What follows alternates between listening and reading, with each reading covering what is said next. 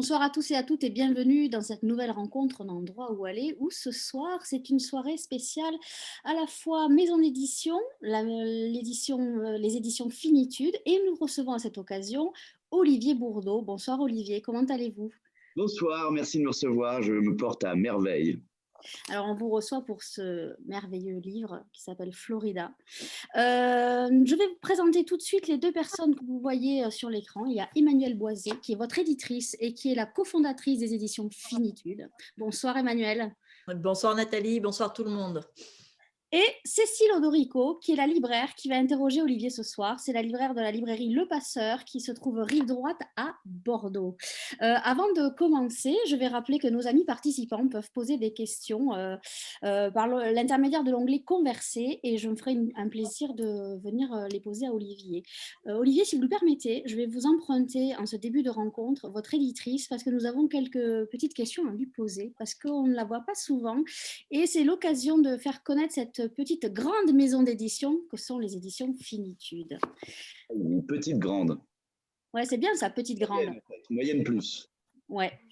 Alors, Emmanuel, vous venez du monde du livre ancien, et vous avez décidé en 2002 de cofonder les éditions Finitude. Est-ce que vous pouvez nous donner quel a été le déclic pour passer du livre ancien à une maison d'édition, si je ne me trompe pas trop, c'est ça?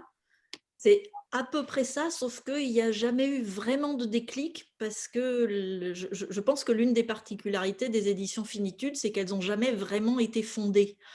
En fait, tu as raison Nathalie, on avait mon mari et moi, Thierry et moi, on avait une librairie de livres anciens à Bordeaux. Et comme on avait un petit peu de temps dans la librairie, on a commencé à faire des petites plaquettes, de tout petits livres avec des textes que l'on trouvait dans des revues, des inédits, des auteurs que l'on vendait en tant qu'éditeur d'anciens. Et c'est ces petites revues-là, ces petites plaquettes-là qu'on a commencé à vendre à laisser en dépôt dans les librairies aux alentours de Bordeaux. Et puis, petit à petit, les choses sont venues. On a fait quelque chose d'un peu plus gros, puis d'un peu plus gros. Puis on a publié le premier livre, qui était un recueil de nouvelles inédites de Jean Forton. Ça s'appelait Pour passer le temps. C'était un peu prédestiné comme nom. Et ça, c'est effectivement en 2002. Et puis, après ce livre, les libraires nous ont dit qu'est-ce qui vient ensuite? Et on a commencé à réfléchir à un deuxième, puis un troisième. Puis finalement, la maison d'édition et les publications qu'on faisait ont commencé à phagocyter la librairie de livres anciens, qu'on a fermée au bout de 2-3 ans. Et voilà, on ne s'est pas posé un jour en se disant, voilà, on va devenir éditeur. Ça ne s'est pas vraiment passé comme ça. D'accord. Et ce nom Finitude, ça vient d'où? Finitude, c'était déjà le nom de la librairie, librairie Finitude, rue des Bahutiers à Bordeaux. Et avant d'être le nom de la librairie, c'était le nom d'une revue littéraire, un fanzine que Thierry avait créé quand il était étudiant. Et ce nom-là, quand il avait créé ce fanzine avec ses copains, il avait fait comme on fait dans Dada. Ils avaient pris un dictionnaire, ils avaient ouvert une page au hasard, ils avaient posé le doigt. Et là, tu tombes toujours sur un mot qui ne convient pas du tout. Mais en revanche, dans la page, il y avait Finitude. C'était un joli nom. On ne sait pas toujours très, très bien ce que ça voulait dire, mais ça sonne bien. Donc, c'était devenu le nom du fanzine et le nom de la librairie. Et on l'a gardé pour la maison d'édition. Voilà. Et alors, sur les tranches de livres, je ne sais pas si on le voit, il y a un petit logo. Il n'y a pas le nom Finitude là-dessus, mais il y a un petit logo. C'est un hibou, c'est ça? C'est un hibou. C'est un hibou qui a été là aussi toujours, hommage à notre précédent métier. C'est un hibou qui a été dessiné par Alfred Jarry, l'auteur du Bureau. D'accord. Alors, j'ai envie de dire qu'il n'y a pas trop de lignes éditoriales, que vous éditez avec Thierry des livres qui vous plaisent. Et que s'est-il passé en 2016 avec un certain livre qui s'appelle En attendant Bojangles? Vous l'avez reçu comment, ce manuscrit? On l'a reçu par la poste, comme la plupart même je dirais quasiment la totalité des premiers romans qu'on publie, puisque c'était le premier roman d'Olivier. Et nous, on reçoit beaucoup de manuscrits papier, que papier. que l'on lit, on regarde absolument tout ce qu'on reçoit. Et il y a toujours un moment assez étonnant quand on prend un manuscrit, qu'on le commence et on se dit, là, il y a quelque chose. Et je me souviens très bien, j'ai ouvert ce manuscrit, j'ai lu les premières pages et j'ai dit à Thierry, là, je crois qu'il y a quelque chose. Et dans ces cas-là, on ramène le manuscrit à la maison, on y passe la soirée. C'est d'abord moi qui l'ai lu, puis ensuite Thierry. Et on s'est dit, mais enfin, voilà, le texte nous a emballés et on a tout de suite téléphoné à Olivier Bourdeau en se disant, mais pourvu que personne d'autre l'ait pris. Voilà. Et c'était ça, c'était le cas. Il y avait personne qui s'était positionné, Olivier? Personne n'en voulait, en fait. Je recevais des lettres de refus depuis plus de 2 ans. Oui, beaucoup, 3 ans même. 2016, je l'ai terminé en 2013, ça faisait 3 ans. Donc l'appel des manuels m'a semblé être une farce. Non mais vraiment, j'étais complètement désespéré, j'avais un peu abandonné l'idée. Et ce qui est assez drôle, c'est que j'ai reçu une lettre de refus une semaine après l'accord d'Emmanuel et Thierry. Et c'est la première fois qu'une lettre de refus me faisait autant rire, en fait. En fait, c'est assez sympa d'entendre Emmanuel en parler parce que ça me rappelle, parler de l'origine de sa maison d'édition et ça rappelle que ni les uns ni les autres, Thierry, Emmanuel et moi, n'étions préparés à tout ça, en fait. On vient de très loin et c'est assez sympa de se retrouver là à discuter de ce qui s'est passé. Je trouve ça chouette. J'ai tendance à l'oublier et c'est pas mal. Mais c'est vrai que souvent, quand on dit finitude, tout de suite, l'auteur qui vient, qui se collait derrière, c'est vous. Est-ce qu'Emmanuel, on peut dire qu'il y a un avant Olivier Bourdeau et un après, ou alors en attendant Bourgeois, est-ce qu'il y en a un avant et un après? Oui et non, c'est-à-dire que c'est vrai que ça a changé pas mal de choses pour la maison. Je peux pas dire le contraire. On a acquis une notoriété, des tas de libraires se sont intéressés à ce qu'on faisait, et cetera, et cetera. Mais en revanche, on a assez peu changé notre façon de travailler.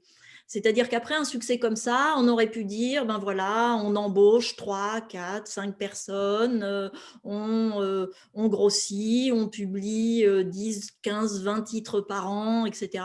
Et nous, c'est vraiment pas le choix qu'on a fait. On a même plutôt fait un choix inverse puisqu'on publie moins qu'à cette époque-là. En revanche, on a la possibilité de beaucoup mieux accompagner les auteurs et de beaucoup mieux accompagner les livres. Et donc d'y passer plus de temps. Voilà. Et, enfin, voilà le choix qu'on a fait dans la stratégie, entre guillemets, de la maison. Puisque maintenant, on est à peu près à 7 titres par an. Oui, oui, vous n'avez rien changé pour la maison, mais vous voyagez en jet privé désormais. Non, mais ça, il ne faut pas le dire, je n'ai pas fini de payer les traites. Alors moi, je voudrais montrer, parce que chez Finitude, il y avait aussi des petits formats. Et je vais montrer celui-ci, parce que ça, c'est symbolique. C'était Frédéric qui me l'avait acheté au Salon du Livre à Paris. Il y avait des petits formats. Est-ce que ça existe encore, les petits formats chez Finitude? Alors, il y a celui-là aussi qui était assez drôle, ou pas? Oui, oui, ça existe encore. En fait, les petits formats, on les réserve maintenant aux livres très courts, finalement. D'autant plus qu'on avait un petit souci avec ces formats-là, et la libraire que tu es et la libraire qu'est Cécile pourront confirmer, c'est que des petits formats comme ça, même s'ils sont très jolis, bien faits, bien finis, etc., se retrouvaient souvent en librairie sur les rayons des poches, alors que ce ne sont pas des poches. Et donc, voilà, on n'était pas vraiment là où il fallait, ce qui rendait les choses relativement compliquées, à la fois pour nous, pour le libraire et pour le lecteur. Si vous me permettez, je suis désolé de vous couper la parole, mais en fait, c'est une des raisons, il y a plein de raisons pour lesquelles je suis très content de travailler avec Finitude, mais c'est une des raisons qui me plaît, le fait qu'après le succès, au lieu de multiplier les parutions annuelles, d'embaucher, de chercher à grandir, ils se sont dit, contrairement à 90% des gens, j'imagine, ils se sont dit on va se concentrer sur l'essentiel, éditer moins et mieux. Voilà. Et ça c'est quand même, je pense que c'est assez rare. Il y a beaucoup de gens à qui qui aurait fait exactement le contraire. Voilà, ça permettait de lancer une fleur. Il y en aura d'autres. Merci Olivier. Alors, on parlait des libraires. J'ai oublié de dire que ce soir, mon cher Olivier, vous êtes aimé des libraires. Il y avait des librairies partenaires. Je ne les ai pas oubliées. Je vais les citer parce qu'elles sont nombreuses. Il y a la librairie Le Coin des Livres à Davézieux. Il y a la librairie L'Arbre à Mots à Rochefort-sur-Mer. Il y a la librairie Bookstore à Biarritz, qui est pas loin. Je Il connais. y a la librairie Payot à Genève, qui est aussi partenaire. Et Genève Petite aussi. Histoire entre amis à Chenevière-sur-Marne. Je vais faire une transition pour après laisser la parole à Cécile qui attend patiemment. Hier, nous avions une rencontre qui s'intitulait De l'écrit à l'écran. Je crois qu'il y a eu beaucoup de demandes pour l'adaptation cinéma d'En attendant Bojangles. Est-ce que vous pouvez nous en dire 2 mots? Alors Emmanuel, je vous laisse comme vous voulez. Si tu veux. Mais écoute, oui, il y a eu pas mal de demandes. Dès que le livre est sorti, on a eu 17 beaux projets. Voilà. Et parmi les 17 beaux projets, il a fallu choisir et on est très contents. On en a beaucoup discuté, Olivier et nous. Et ce qui est bien, c'est qu'on est vraiment tous tombés d'accord avec notre agent Frédéric. On est tous tombés d'accord sur le projet qui nous emballait le plus. Le film est terminé. C'est un film de Régis Ronsard avec Virginie Efira et Romain Duris. Et le film est magnifique. Sera normalement sur les écrans en mois de février. Ah, ça c'est une très bonne nouvelle. Non. Ce qu'Emmanuel ne sait pas, c'est que j'ai accepté les 16 autres projets. Et donc, il y aura sorti tout au long des 16 prochaines années. Voilà, je trouvais ça tellement dommage d'être sollicité par des réalisateurs de talent et d'être obligé de choisir me désolait. Donc, j'ai tout accepté dans le dos de finitude. Vous avez bien dit. Il va y avoir une collection. Exactement, ouais. Alors Emmanuel, si tu le veux bien, on va laisser Cécile et Olivier en duo pour parler de ce livre Florida qui est sorti au mois de mars. Donc Cécile, Olivier, on vous laisse tranquille. Moi, je reviendrai vous poser des questions et Emmanuel reviendra aussi. À tout à l'heure. À tout à l'heure. Bon, bonsoir Olivier, je suis ravie de vous rencontrer. Bonsoir Cécile, moi aussi. Et je ne vous cache pas que moi, je fais partie des auteurs, des lectrices qui attendent toujours avec impatience vos parutions. Et quand j'ai appris que vous sortiez un nouveau roman, j'étais encore une fois enchantée. Et lorsqu'il est arrivé dans la petite pile à lire, j'ai sauté dessus. J'étais à la fois très surprise par cette couverture qui interpelle et par cette histoire qui m'a complètement happée. Donc, on ne va pas revenir éternellement dessus, mais enfin, ce qui vous a fait connaître avant tout en 2016, c'est En attendant Bojangles, que voici. Bien évidemment que j'ai adoré, que j'ai été voir au théâtre, parce qu'il y avait aussi des adaptations en pièces de théâtre, il faut le savoir. Voilà, ce livre est une merveille. Vous avez ensuite écrit Pactum Salis, là où vous changez complètement de style, complètement de ton. Moi qui m'a également beaucoup plu, donc voilà, depuis le départ. Oui, en fait, j'ai été complètement charmée par. Enfin, c'était très étonnant en fait cette rencontre et cette amitié qui naît entre deux personnes que tout oppose.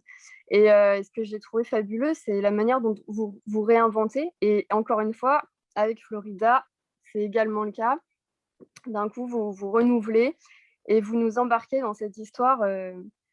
Voilà, qui nous coupe le souffle tellement. Ouais, moi, j'ai vraiment eu cette impression-là en le lisant. Donc, je vais juste faire une petite rappeler un petit peu le pitch de Florida. Donc, Florida, c'est l'histoire d'Elisabeth.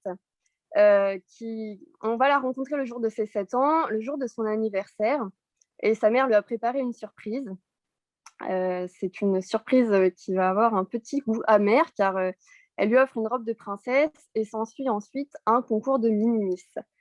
Ce qui pourrait être une expérience unique va devenir le rituel de tous les week-ends. Et Elisabeth va être forcée par sa mère de conquérir tous les week-ends en tant que mini-miss. Petit à petit, on voit vraiment la colère et le dégoût s'installer. Et Elisabeth va finir par vouloir se venger de sa mère. Et cette vengeance va prendre plusieurs formes au fur et à mesure du temps, au fur et à mesure de son âge. Et va passer avant tout par son corps qu'elle va petit à petit maltraiter. Alors, de différentes manières, on le verra. Donc moi, j'ai été complètement fascinée par cette histoire. Je ne sais pas si c'est le terme qui convient, mais en tout cas, je l'ai vraiment vue d'une traite. Et donc, je voulais d'abord vous demander, donc le culte du corps, le culte de l'apparence, c'est l'un des thèmes principaux principal de votre roman. Et pourquoi avoir choisi ce thème qui est quand même assez étonnant? Ah, écoutez, alors l'origine de cette histoire, c'est un documentaire tout bête, regardé sur une chaîne du câble, je crois, dans une période de glandes et de paresse intense. Et très, très vite, j'ai senti, bon, au-delà du côté clownesque, de la pression que les parents mettent sur ces petites filles, il y a, il y a- il y a- il y a autre chose, si vous voulez. Bon, il y avait l'école des fans qui était c'était très mignon, c'était touchant. Ça partait d'un talent supposé ou réel que la famille voulait mettre en avant pour l'enfant. Et donc, je me souviens, avec la télé, mais je regardais parfois chez ma grand-mère et c'était des moments sympathiques, plein de surprises. Et puis, en fait, ce qui était ridicule, c'était l'animateur, c'était Jacques Martin parfois, mais enfin les enfants étaient rarement ridiculisés, rarement mal dans leur peau, ils étaient touchants, etc. Mais ils exposaient un talent. Là, ces petites filles n'exposent aucun talent, elles exposent leur visage. Et en fait, on sent le désarroi de ne pouvoir rien faire, rien modifier sur ce visage. Et bon, en fouillant un peu, on constate quand même qu'elles sont fardées, habillées. Enfin, le terme de poupée est bien choisi parce que elles ont un tel maquillage cireux qu'elles ressemblent vraiment à des poupées. Elles ont un sourire fixe. Elles pourraient être inanimées, quoi. Ce sont des enfants vides. Je trouve ça totalement désolant. Et donc, je me suis dit qu'il y avait ça a pincé une corde chez moi et je me suis dit qu'il n'y avait rien de pire à cet âge-là, et d'ailleurs tout au long de la vie, d'être jugé sur un critère sur lequel on a très peu de leviers personnels. Et les leviers, ce sont les mères qui les activent par le biais du maquillage. On roule un rouleau de peinture sur leur corps, quoi, pour qu'elles ressemblent à des beignets. Enfin, c'est absolument délirant. Et donc, certaines mères vont très, très loin. Et donc, je me suis dit qu'il y avait un sujet, c'était un sujet qui m'intéressait. Et puis, c'était il y a 7 ans. Et entre-temps, à l'époque, Facebook commençait un peu, enfin, si, oui. Mais surtout, entre-temps, il y a eu l'apparition d'Instagram, où les gens se prennent en photo sans cesse. La plupart du temps, quand on regarde ces photos-là, on a le sentiment que ce sont des zombies. Les gens ont tellement l'habitude de poser avec le même sourire devant des décors de rêve, on a le sentiment qu'ils sont découpés et posés sur des paysages fabuleux. Enfin, voilà. Et puis il y a eu aussi une anecdote. Alors, j'avais déjà l'idée, hein, mais un truc qui m'a confirmé, qui a amplifié mon envie de parler du corps et de l'image, c'est ce jeune Britannique qui a essayé pendant 1 an de faire le selfie parfait et n'y arrivant pas, a fait une tentative de suicide. C'est-à-dire que ce jeune homme, ce pauvre jeune homme, était tellement obsédé par son image et le reflet qu'il renvoyait de lui, qu'il n'était jamais satisfait des photos et par conséquent, il en est arrivé à avoir un dégoût énorme de lui. Voilà. Donc, tout ça mêlé m'a laissé penser que j'avais une idée, j'avais un sujet qui me plaisait en tout cas, j'avais envie de le traiter. Voilà. Est-ce que je pourrais répondre à votre question? Oui, oui, mais en plus, très bien traité et enfin, c'est vrai que la manière, enfin, tout ce que vous dites sur la dictature de l'image et cetera, enfin, c'est vrai que je ne sais pas si enfin, ce n'est pas fait exprès, c'est un hasard des parutions éditoriales, mais vous n'êtes pas sans savoir que dans le même temps que Florida est sortie, il y a, Delphine de Vigan également qui a sorti un roman sur Les enfants sont rois et Oui, c'est drôle parce que les 2 se rejoignent, avec cette idée du parent qui va, faire sa vie par procuration en fait, à travers, l'image de leurs enfants et je trouve ça, bah, très intéressant. important de le soulever. C'est assez drôle parce que, bon, en tant que romancier, j'imagine ne pas être le seul. Je choisis un sujet, je suis content qu'il soit original, peu traité, et je suis toujours un peu fébrile dans les mois qui précèdent la sortie. Je regarde les films, les livres qui sortent en me disant, bon, c'est parfait, ce sujet n'est pas traité. Et donc, la célébrité, les enfants, j'étais dans le bureau de mon éditrice chez Folio pour le Poche, qui me dit, ah, ben, il y a Delphine de Vigan qui sort un texte le même jour que vous. J'ai dit, ah bon, bah, c'est une femme de talent, donc j'étais content. Et je dis, quel est le thème? Elle me dit, c'est l'enfant et les enfants et la célébrité. Et je me suis dit, bon, ça fait 3 mois que je redoute que ce thème soit abordé par quelqu'un d'autre. Et il sort le même jour que moi, sous la plume d'une femme très talentueuse. Donc, bon, à la limite, je suis content d'avoir trouvé le même thème que Delphine de Vigan ou l'inverse, mais enfin, comment dire, le fait que ça sorte le même jour, je trouvais que c'était un signe assez étonnant. Oui, mais bon, après, vous tirez chacun vos épingles du jeu et de toute façon, ça n'a rien à voir. Hein. C'est 2 textes très différents. Mais quelqu'un prépare un film pendant 5 ans sur 14-18 et puis d'un coup, Christopher Nolan sort un film sur 14-18 le même jour. Reconnaissez. ouais. Et voilà, c'est comme ça, je constate, je ne déplore pas. Oui, oui, tout à fait. Non, mais effectivement. Et donc, du coup, comment vous vous êtes documenté? Enfin, vous avez vu donc un documentaire qui vous a inspiré, mais ensuite, pour construire votre roman, parce que j'ai l'impression que vous avez un peu exploré les coulisses des Minimis, et ensuite, parce que les Minimis, c'est un départ, mais ensuite, Elisabeth va avoir une manière assez, va trouver une manière assez folle de se révolter face à sa mère en passant par le bodybuilding. Et là encore, on arrive vraiment dans les coulisses du bodybuilding. Alors moi, j'avoue que je ne connais pas grand-chose à ces deux activités, je ne sais pas comment on peut dire, je n'y connais pas grand-chose. Et voilà, du coup, comment vous êtes-vous renseigné sur tout ça? Parce que ça reste très américain quand même. Oui, ça ne pouvait avoir lieu qu'aux États-Unis parce que les concours de minimis ils sont très développés. Le bodybuilding également, même si c'est un phénomène mondial. Et puis là encore, le fait de vouloir travailler son corps lorsqu'on est majeur et vacciné ne me pose aucun problème. Mais je voulais que ce corps, qui est une prison dès le début pour elle, et c'est là comment dire, ce qui est cocasse, c'est qu'elle a un très beau corps, elle est belle. Et cette beauté se transforme en malédiction. Je voulais que tout au long du roman, ce soit ce corps qui lui amène sans cesse que des problèmes.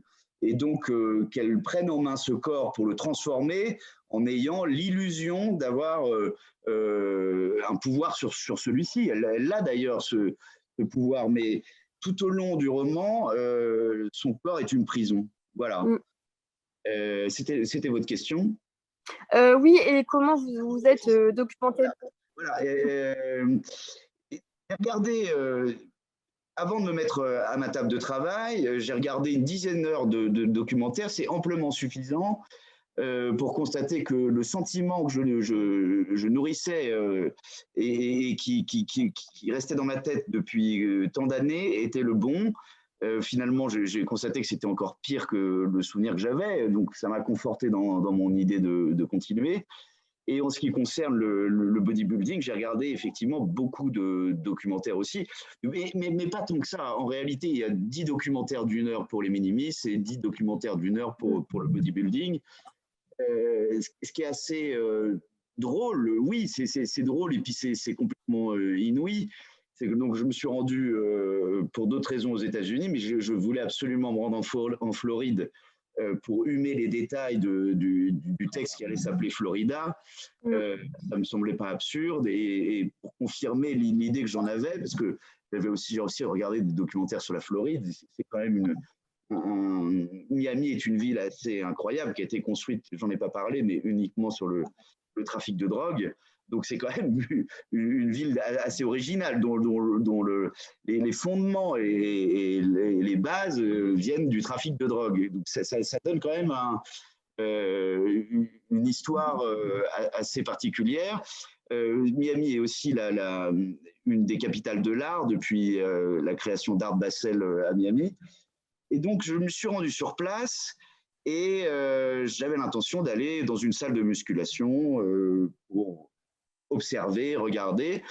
Et il s'avère qu'il y a des ponts qui se lèvent aux États-Unis. Donc, j'étais en train de fumer une clope au volant et j'étais en train de penser à Elisabeth, parce que j'avais déjà commencé à écrire et Elisabeth existait déjà dans ma tête et sur le papier. Lorsque tout d'un coup, une femme aux cheveux bleus, énormément musclée, avec un sac de sport dans la main, passe sur le passage clouté devant ce pont levé. Enfin, les images sont assez folles. Et donc, j'ai dit à Suzanne, qui était à côté de moi, c'est incroyable, Elisabeth était dans ma tête et elle vient de se téléporter devant, là.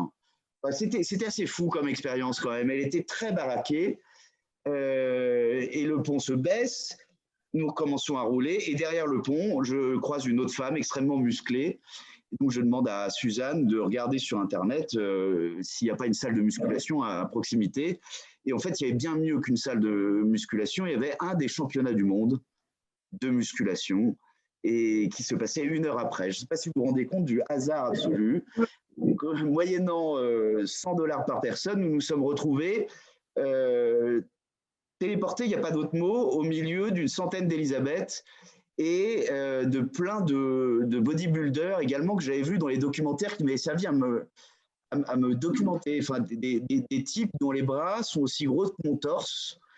Et quand vous croisez une célébrité dans la rue, c'est assez étonnant. Là, j'étais entouré de gens que j'avais vus dans des documentaires américains qui me semblaient à 1000 lieues de moi. Voilà. Donc, j'étais en train de boire un coca entouré de ces gens-là. Donc, j'ai passé 2 heures et demie assez fascinantes, quoi. C'était incroyable. Donc, j'ai pu observer de près. Puis l'avantage, il n'y a pas de voyeurisme dans la mesure où ces gens viennent pour s'exposer.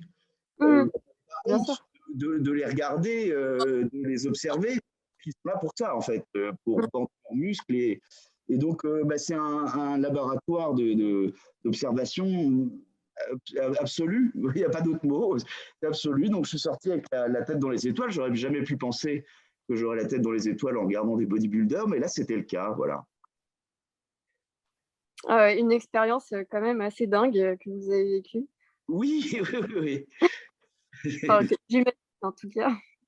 Et oui, je termine, il y avait également tous les produits qui permettent de transformer un être humain en statue de bronze. Il y a marqué sur ces produits, le tan, ça s'appelle comme ça, bronze, et couleur bronze. Enfin, la vocation de ces produits sont de transformer des statues humaines en statues de bronze. Voilà.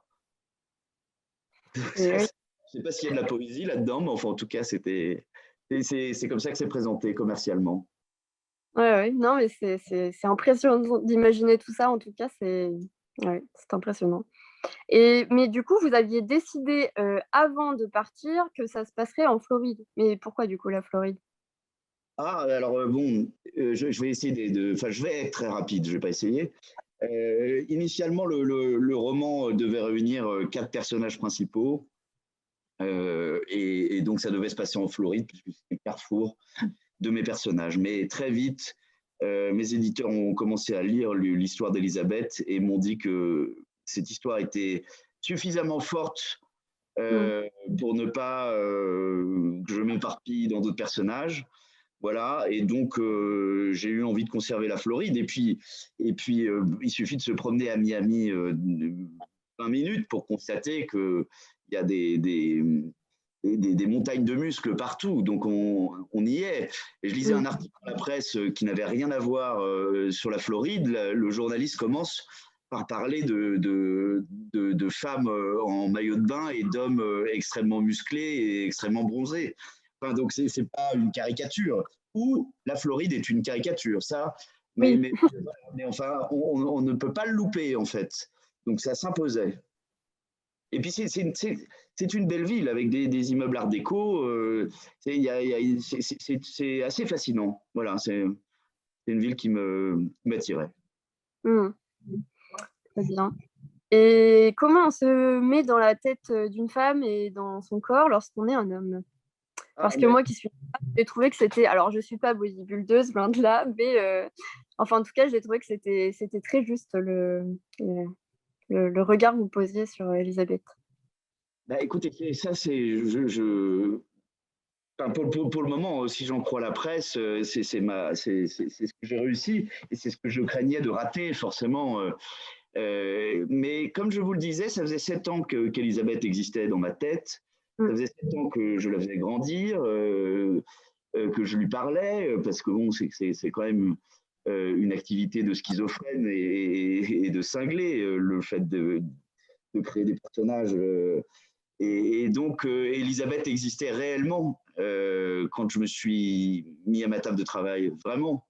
Je pense que pendant la période d'écriture et compte tenu de toutes les périodes de confinement, etc., j'ai passé plus de temps à parler à Elisabeth qu'à certains de mes amis. Donc, elle existait beaucoup plus que certains de mes amis. Donc, voilà, je me suis mis à ma table de travail, j'ai commencé à écrire. Ça m'a semblé juste, mais je ne suis pas le bon juge. C'est lorsque mon éditeur m'a rappelé pour me dire que c'était très, très bien, que j'ai été confirmé dans ce… Voilà, mais c'est très difficile. C'est très difficile d'en être persuadé. Mais pour tout vous dire, Bojangles, dans la première partie, parle d'une enfance heureuse. C'est une expérience que je n'ai absolument pas connue. C'est le principe de la littérature, de se glisser dans la vie d'autres personnes. Voilà. Et a priori, l'allégresse qui règne dans ce foyer, que je n'avais absolument pas expérimenté, est assez juste et a fait rêver les gens. Donc, voilà, c'est un peu magique. Je ne sais pas comment l'expliquer. Voilà, j'étais… Le premier soulagement, c'est quand ça sort sur le papier. Le deuxième, c'est quand mon éditeur me dit de continuer et qu'il ne me recommande pas de changer de sujet, de changer de personnage et de changer d'activité. Mais en tout cas, c'est un pari réussi. Merci. Et en fait, après, c'est vrai que sur la forme, ce texte est très fort parce que les sujets abordés sont très forts, mais la forme, elle est vraiment percutante. L'écriture est incisive, vive, et on sent vraiment la détresse et surtout la colère, la révolte d'Elisabeth qui a envie de se venger de sa mère, de lui imposer ce culte de l'apparence en permanence, cette image de petite princesse qui doit gagner tous les concours.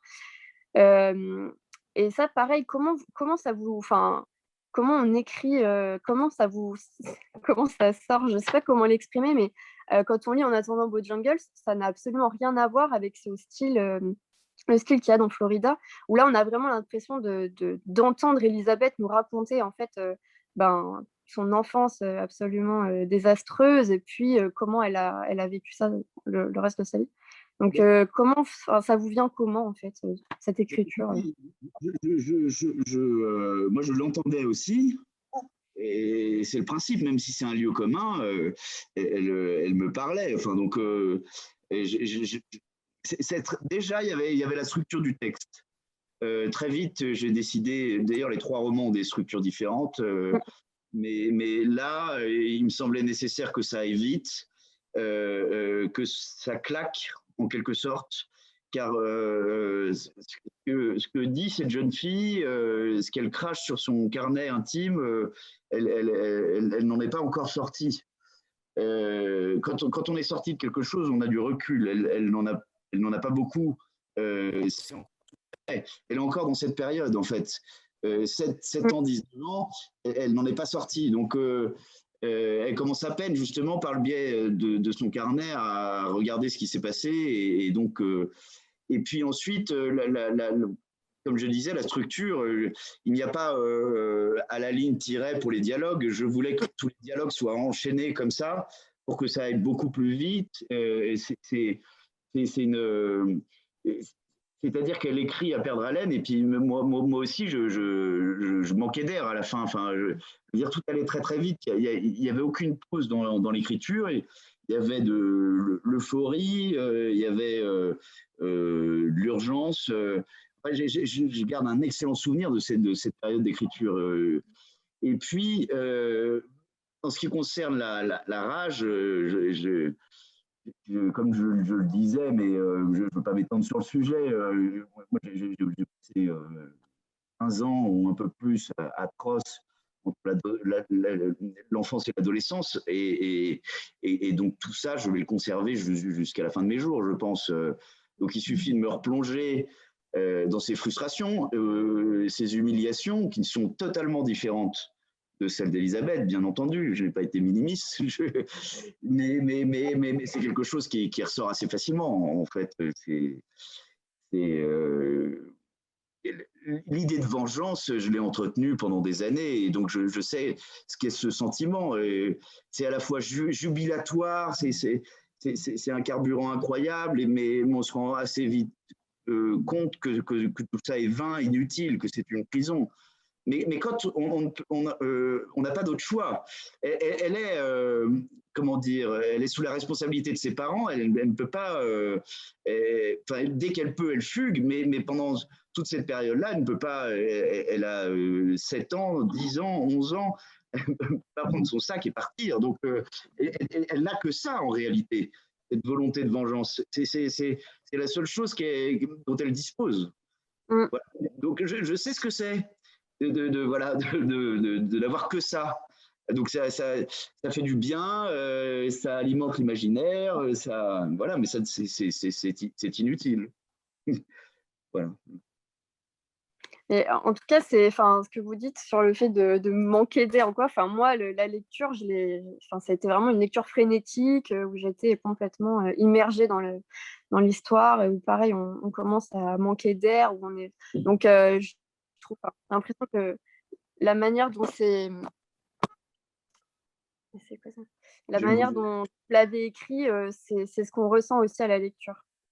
Et j'en profite. Si vous me permettez, je suis désolé, mais en fait, dans les 2 romans précédents, même le 3 romans précédents, celui qui n'a pas été édité, il y avait toujours des journées d'écriture où je savais qu'il n'allait pas se passer grand-chose. Je préparais dans ma tête la veille, et il y avait des scènes de transition, il y avait des scènes de calme ou de description, voilà. Là, ça n'était jamais le cas, en fait. Chaque jour, je me levais et je savais qu'il allait se passer des choses parce que je les avais préparées, et d'autres choses que je n'avais pas préparées. En fait, chaque jour, c'était un ring de boxe en réalité. Il n'y a pas eu de journée de calme. Voilà. J'avais deux, trois événements, et puis il y en avait 2 autres qui venaient s'ajouter. Voilà, c'était assez incroyable. J'espère retrouver un jour, pour un autre sujet, la même énergie, même si ça n'est pas nécessaire, même si toutes les histoires ne nécessitent pas cette rage. Et voilà, il y a quand même quelque chose d'assez jubilatoire. Voilà. Je suis désolé, je vous ai coupé la parole. Ah non, c'était pas de souci. Oui, non, du coup, j'en profite comme Emmanuel des éditions Finitude est aussi là. Je me demandais le choix de la couverture, parce que quand même, on n'a pas l'habitude de voir des couvertures comme ça. Et c'est complètement, enfin, on voit vraiment Elisabeth incarnée, et j'ai trouvé ça fabuleux. Alors, je sais pas, est-ce que vous avez travaillé je ne sais pas trop comment ça se passe à ce niveau-là dans les maisons d'édition. Est-ce que l'auteur a son mot à dire? Est-ce que vous avez...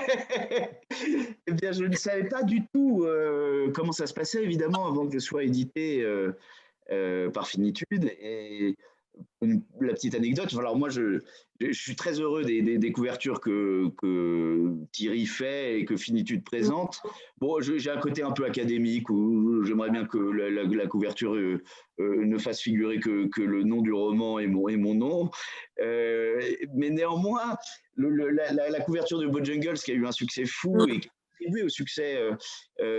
Moi, je n'ai pas vraiment… quand j'ai reçu ça, je me suis dit, oh merde, ça me convenait pas trop. Donc j'ai envoyé un mail à Emmanuel et je lui ai dit très poliment, c'est une très belle couverture, néanmoins, ce n'est pas du tout ce à quoi je m'attendais. En somme, c'est pas du tout ce que je voulais, mais je l'ai dit plus poliment. Et ce message n'a jamais eu de réponse jusqu'à aujourd'hui. J'ai envoyé ce mail il y a 5 ans et ils ne m'ont jamais répondu, puisqu'ils se sont dit, on commence à discuter avec lui, il a l'air chiant, donc il ne va jamais nous lâcher. Et donc finalement, ce livre a eu cette couverture et tout le monde l'a trouvé génial, donc j'ai absolument aucun goût dans le domaine de la couverture, a priori. Et puis là, je dois reconnaître que bon, je m'attendais à un truc un peu floride, palmier, etc. Un peu le poster dont je parle dans l'œuvre d'art à un moment avec Alec, ou quelque chose un peu dans cet esprit-là. Ah oui. Et Thierry m'appelle en me disant j'ai un truc, c'est costaud, c'est fort, c'est pas du tout ce que je cherchais, mais je l'ai trouvé, voilà. Et puis il me l'envoie, je crois que j'ai sorti un juron en fait, ça s'est affiché en gros sur mon ordinateur, je dis hop, qu'est-ce qu'elle fout là celle-ci? Ça m'a, ouais, j'ai trouvé ça très étonnant. Mais c'est tout le talent de Thierry et d'Emma de trouver des couvertures comme ça. Et ce qui est sympa en réalité, c'est que le texte existait déjà en grande partie. Et donc j'ai passé beaucoup de temps à regarder cette jeune femme dans les yeux. Et en fait, il y avait déjà ce que j'avais écrit dans son regard. C'est ça qui est assez fou. Il a trouvé la photo qui symbolisait parfaitement toutes les émotions que j'avais voulu faire passer dans le roman. Et donc, c'est la première fois que ça m'arrivait. Elisabeth est devenue cette jeune fille. Il n'y avait pas d'autre choix, ça n'était qu'elle. Et donc, j'en ai profité pour, à la fin, faire un face-à-face entre Elisabeth et son portrait d'enfance. Voilà. Qu'elle voit dans ses yeux qu'effectivement, il y a un peu il y a un malaise, un profond malaise, et il y a aussi une énorme détermination dans son regard. C'est assez incroyable. La première chose qu'on voit, c'est le malaise. Qu'est-ce que je fous là? Et la deuxième chose qu'on observe en regardant plus de 10 secondes, c'est je ne vais pas vous lâcher. Je ne vais rien lâcher. Tout ça va se payer. Oui, merci, c'est gentil de la remettre là. Je vais la remettre là aussi. Est-ce qu'Emmanuel peut nous rejoindre? Parce que je voudrais qu'on revienne sur les couvertures de Finitude, car Finitude, leur signature, ce sont les couvertures. Alors, c'est vrai que cette couverture, elle est à la fois attractive et dérangeante. Est-ce qu'Emmanuel peut nous rejoindre? Emmanuel. Oui. Est-ce qu'on peut revenir sur les couvertures? Non, je voulais qu'on revienne sur les couvertures, parce que les couvertures de Finitude, c'est aussi un peu votre signature dans cette maison d'édition. Elles sont quand même incroyables. Est-ce qu'on peut revenir et est-ce qu'on peut parler, est-ce que toi, tu peux nous parler de cette couverture? Olivier l'a fait, mais on aimerait bien avoir ton avis. Mais en fait, il vous a dit exactement ce qu'il y a, c'est-à-dire que quand on a un texte, un manuscrit, on cherche longtemps, on cherche une idée, on en parle, on essaie d'imaginer ce qui pourrait illustrer le texte, ce qui pourrait convenir le mieux à ce texte-là, ce qui pourrait le porter, vraiment servir d'introduction pour le lecteur au texte. Et il y a professionnellement, il y a sur Internet des banques d'images sur lesquelles on peut chercher avec des mots-clés. Et on passe des après-midi entières. Je suis capable d'avoir une patience assez incroyable pour ça. Ça devient fascinant à force. On regarde 20 images, 30 images, 50, 100, 150, 200. Et généralement, on ne trouve pas ce qu'on cherche. Alors, on change de mots-clés, on change. Et puis, à un moment, il y a quelque chose, on se dit, oui, c'est ça. Voilà. C'est d'ailleurs rarement ce qu'on cherchait au début parce qu'effectivement, Olivier a raison, nous aussi on était partis sur l'idée pour Florida, on était partis sur une idée de palmier, de coucher de soleil, de choses comme ça. Et puis on dérive de mots-clés en mots-clés et c'est comme ça que se font les choses. Mais moi, alors, excusez-moi Olivier, mais souvent, je retourne le livre parce qu'elle me dérange beaucoup, cette petite fille. Souvent, je passe et je me dis, hop. Mais ça fonctionne très bien. On la voit de loin sur les tables de librairie, on ne voit qu'elle. Donc, c'est que le visuel est parfait. Et du coup, c'est ce que je disais, à la fois, ça repousse, mais ça attire parce qu'on a envie de savoir pourquoi Olivier Bourdeau a une jeune fille sur sa couverture et pourquoi il y a marqué Florida. Mais Donc, tant qu'on ne croit pas que c'est moi sur la photo, ça me va. oui. Alors, j'ai beaucoup de questions. Alors, nos auditeurs ou lecteurs sont très curieux. La première question, attention, c'est Winter Mozart. Alors, je ne sais pas si c'est son vrai nom ou vrai prénom. J'en Alors, doute. une question pour Olivier Bourdeau. Alors, les éditions Finitude ont accepté quand beaucoup d'autres ont refusé de publier votre premier roman et depuis, vous continuez votre route à leur côté. Si un jour, une plus grosse maison d'édition vient vers vous et vous propose, disons-le franchement, un contrat beaucoup plus intéressant financièrement parlant, est-ce que vous en réfléchiriez ou le lien que vous avez créé avec les Boissé passe au-dessus de tout cela? Attention, Emmanuel vous écoute. Non, mais là, je vais en profiter pour faire monter les enchères. Je viens de recevoir une offre à 7 millions d'euros et je profite de cette tribune pour dire à Emmanuel de prendre sa calculatrice. Non, écoutez, déjà, j'aime beaucoup la façon dont nous travaillons, Emmanuel, Thierry et moi. Ça, c'est la première chose. Il n'y a pas de flagornerie chez eux, tout est tout le temps sincère, honnête, il n'y a pas de compliments gratuits, ce qui fait que quand je glane un compliment par conversation, ça a une valeur incroyable et donc je suis tout content. Et il y a eu à la sortie de la première grande librairie un éditeur qui m'a fait un appel du pied devant Emmanuel, d'ailleurs, c'était assez grossier. Je n'ai pas donné suite. Il y a eu aussi un appel d'une grande maison d'édition qui m'a laissé un message 2 mois après, auquel je n'ai pas répondu. Non, écoutez, c'est pas parce que Emmanuel est là, moi, ça se passe très bien comme ça. Je constate depuis le début que les éditions Finitude ont une excellente réputation auprès des libraires, des journalistes. Et puis, comme je vous le disais, il n'y a pas de, comment dire, ils ne me traitent pas comme une starlette, quoi. Voilà. C'est plutôt agréable. Alors parfois, j'aimerais bien qu'ils me caressent le dos et qu'ils me disent que je suis le plus beau, mais bon, voilà, ils le font une fois par an, rapidement, en marmonnant, et puis ça c'est très bien comme ça. Et c'est surtout que la façon dont nous travaillons, parce qu'au-delà de tout ce que je viens de dire, nous travaillons les textes, ça me plaît beaucoup. Alors vous me direz, je n'ai pas travaillé de texte avec d'autres éditeurs, mais j'aime bien la façon de ce ping-pong qu'on a ensemble. Voilà, ça me plaît. Jusqu'à présent, ça fonctionne, donc voilà, il n'y a pas de raison de partir ailleurs. Ça va, Emmanuel? Ça va, on avait bien répété avant. Et voilà, c'est bien la réponse qu'on avait convenue. Tout à fait. Voilà, bon, parfait.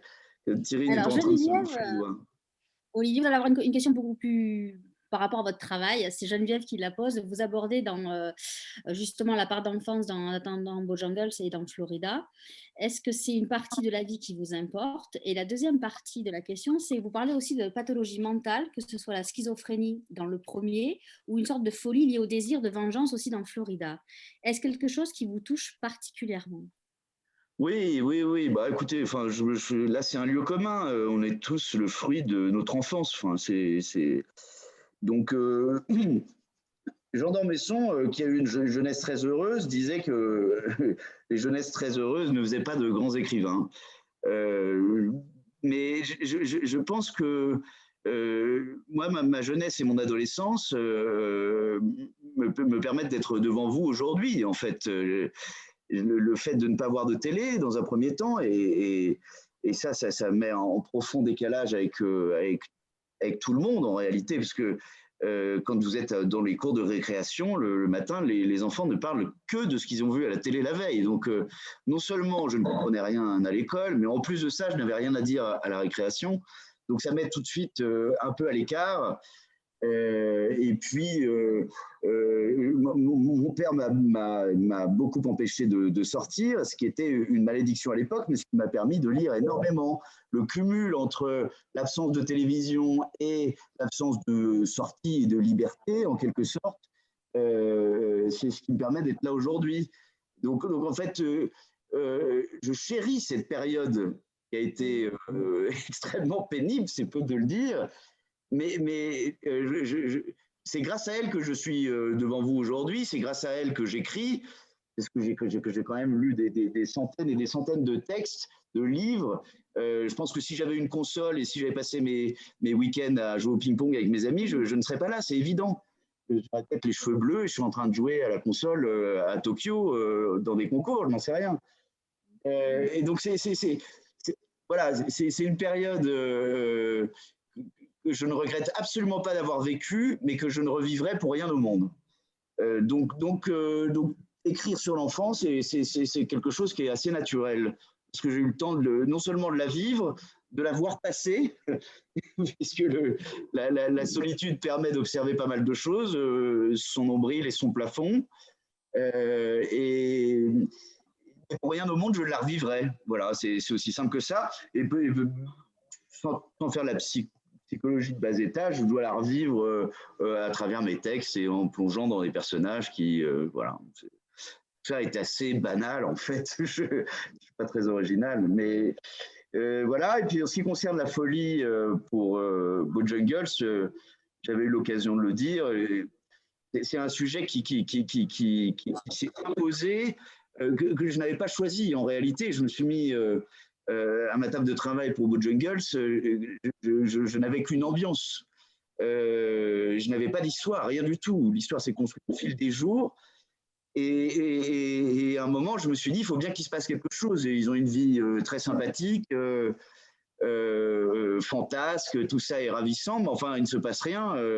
Moi, je commençais à m'ennuyer et je me suis dit que si un jour quelqu'un avait ce texte entre les mains, il allait s'ennuyer aussi.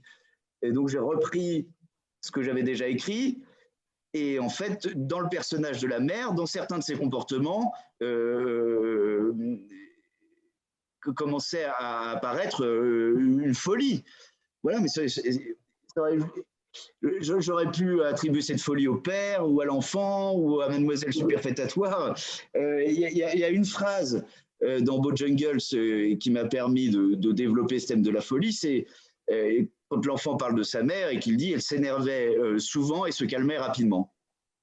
Voilà, et alors ça, je me suis dit tiens, je tiens quelque chose, et donc j'avais déjà le sujet sans le savoir. Ajouter à ça le fait qu'elle change de prénom tous les jours, le fait qu'elle boive beaucoup de cocktails. Et tout d'un coup, je me suis dit, bah voilà, j'ai 3 éléments qui me permettent de faire de ce personnage quelqu'un qui va glisser d'une folie douce à une folie dure. Mais c'était pas un parti pris en réalité. J'aurais pu choisir un autre sujet, ça aurait pu être le père, enfin voilà. Donc la folie, c'est pas quelque chose auquel j'ai réfléchi, mais ce qui m'a beaucoup touché pendant la promotion de Bojangles, c'est que j'ai eu l'occasion de rencontrer des gens qui fréquentaient dans leur famille, qui avaient eu la malchance d'avoir des fous dans leur entourage, et beaucoup m'ont dit que c'était très bien fait. Il y a un homme dans une librairie qui était au fond, qui essayait à tout ce que je disais et qui avait les larmes aux yeux. Et je suis allé lui parler et il m'a dit mon père était fou, et tout ce que vous dites dans l'asile, je l'ai vécu tous les dimanches. Effectivement, c'était un drame, mais moi j'ai passé des dimanches parfois fabuleux, entouré de ces gens, avec une poésie, une grâce, des envolées. Alors bon, le quotidien est triste, mais voilà, il m'a dit ça m'a fait du bien de ne pas voir uniquement le côté sordide. J'ai vécu des moments de grâce avec mon père, même si la réalité était dramatique. Donc voilà, c'est un sujet qui est venu par hasard et qui a été confirmé par des gens. Alors, il y en a certainement beaucoup qui n'ont pas aimé la façon dont j'en parlais. J'ai lu des choses, des gens qui n'étaient pas contents, mais enfin bon, il ne peut pas plaire à tout le monde. En tout cas, je vais rappeler que Florida est sur toutes les tables de librairie. Il est à la librairie Le Passeur qui se trouve au 9 avenue Thiers, rive droite à Bordeaux. Il est aussi à Biarritz, au Bookstore. Il est à Davézieux, à la librairie Le Coin des Livres. Il est à Chenevière-sur-Marne, à la librairie Petite Histoire entre Amis. Il est aussi à l'Arbre à Mots, à Rochefort-sur-Mer. Il est aussi à Genève, à la librairie Payot. Olivier, on va vous remercier d'avoir été là avec nous ce soir. Merci d'avoir organisé cette rencontre. Ça m'a beaucoup plu, j'ai passé un très bon moment. Je suis content de voir mon éditrice, que je vois finalement assez peu. Je suis content de rencontrer les libraires. Chère Cécile, nous allons peut-être nous voir pour une dédicace un jour. Ah, mais avec grand plaisir. Je suis disponible pour venir, non pas répéter ce que j'ai dit, mais dire autre chose. Donc, moi, avec plaisir. Merci beaucoup pour cette préparation. Merci Emmanuel d'avoir été là avec nous ce soir parce qu'on ne vous voit pas beaucoup et c'est bien d'avoir les éditeurs et les dirigeants des maisons d'édition avec nous, surtout que Finitude est une maison d'édition très attachante. Je tiens à le dire, nous les libraires, on est toujours très bien reçus, on a toujours de très bons rapports. Donc voilà, moi j'étais ravie de vous recevoir, surtout qu'on a reçu beaucoup d'auteurs de chez vous dans les rencontres en endroit où on a eu Joseph Incardona, on a eu Emmanuel Paul et on a eu, j'ai le titre, la vue, voilà, Christian Estève. Exactement, j'avais la vie, le titre qui est très long, parce que des fois vous avez des titres aussi qui sont très longs, dont un titre d'anthologie de Claudel qui fait toute la page, donc voilà, mais allez voir le site de la maison d'édition Finitude, vous trouverez des belles pépites. Un grand merci Cécile Odorico, donc de la librairie Le Passeur, d'avoir animé cette rencontre. Demain on se retrouve à 19h, on va retrouver Eva Darlan pour son livre Les bruits du cœur qui est sorti chez Calman Lévy. Je vous souhaite à tous les trois une très belle soirée. Olivier, belle trajectoire encore à Florida et à très vite. Merci beaucoup Nathalie, merci Cécile, merci Olivier.